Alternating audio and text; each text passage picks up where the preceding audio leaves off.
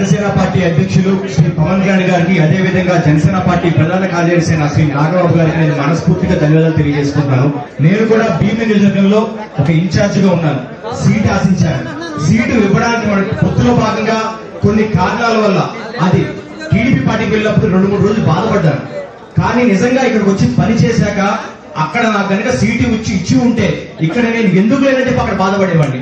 అలా లేకుండా నాకు పిఠాపురంలో ఒక మంచి ఎలక్షనీరింగ్ అనే కోఆర్డినేటర్ గా నన్ను నియమించినందుకు, నన్ను నమ్మినందుకు నా అధ్యక్షులు, నా గురుదేవైన పవన్ కళ్యాణ్ గారికి, అదేవిధంగా ఇక్కడ ఉండి నువ్వు చెయ్యి నేను చూసుకుంటానని చెప్పి నాకు ధైర్యం ఇచ్చిన శ్రీ నాగబాబు గారికి, అజయ్ గారికి, మర్రెడ్డి శ్రీనివాస్ గారికి, మైదరన్నకి, అదేవిధంగా ముందు గాజువాకలో గత ఎన్నికల్లో మేము తప్పు చేశాం.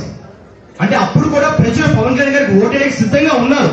కానీ వాళ్ళని బూత్ వరకు తీసుకొచ్చి బూత్ లో సక్రమమైన ఎన్నికలు జరగడానికి మాకు ఒక ప్రక్రియ లేకపోవడం వల్ల మేము తప్పు చేశాం.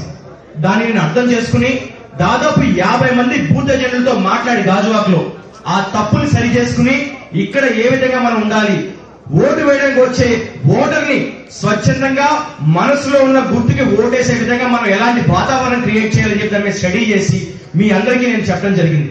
దాన్ని మీరు అర్థం చేసుకుని బూత్ లో ఏ విధంగా ఎలక్షన్ చెయ్యాలి అని చెప్పని చేసి చూపించిన ప్రతి ఒక్క జన సైనికుడికి, బూత్ నుంచి 200 మీటర్ల దూరంలో టెంట్ వేసుకుని మంచినీళ్ళు అందించిన ప్రతి ఒక్క జన సైనికుడికి, ఓటర్ స్లిప్ ఇచ్చిన ప్రతి జన సైనికుడికి, ఓటు వేయాలని చెప్పి అవగాహన కల్పించిన ప్రతి ఊరు పెద్దకి, ప్రతి వీర మహిళకి నేను మనస్ఫూర్తిగా పాదాభివందనం చేస్తున్నాను. ఓటర్లు ఎప్పుడూ ఉన్నారు జనసేన పార్టీకి వేయడానికి, కానీ ఓటు వేయించే ప్రక్రియ అనేది ఈ రోజు మనం అర్థం చేసుకున్నాం. పవన్ కళ్యాణ్ గారు ఎప్పుడు చెప్తారు, ఎక్కడ నెగ్గాలో కాదు ఎక్కడ తగ్గాలో తెలుసుకోవాలని. కానీ మీ అందరికీ తెలియని ఒక విషయం ఉంది, ఎక్కడ తగ్గాలో మాత్రమే కాదండి, ఎక్కడ తొక్కాలో కూడా తెలిసినవాడు పవన్ కళ్యాణ్ గారు. ఈ రోజు పవన్ కళ్యాణ్ గారు తొక్కిన తొక్కుడికి వైసీపీ ప్రభుత్వం ఏదైందో అది గొప్ప కూలిపోయింది. వాళ్ళ నోట్లోంచి ఓటమి భయంతో మాటలు బయటకు వస్తున్నాయి. నిజంగా ఎర్ర తుండు చూపించి మొత్తం పిఠాపురాన్ని ఎరుపెక్కించి వైసీపీకి పిచ్చెక్కించిన ప్రతి ఒక్క జన సైనికుడికి, వీర మహిళకి, ఆఖరికి వయసుతో సంబంధం లేకుండా చిన్న పిల్లవాడి నుంచి పెద్దవారి వరకు కూడా. ఎందుకంటే మనం ఎక్కడ కూడా రూల్స్ అతిక్రమించలేదండి. పార్టీ కండువా గాని, పార్టీ సింబల్ గాని, పార్టీ అధ్యక్షుడి పేరు గాని, లేదు పార్టీకి సంబంధించిన సింబల్ గాని చూపిస్తే అప్పుడు తప్పు.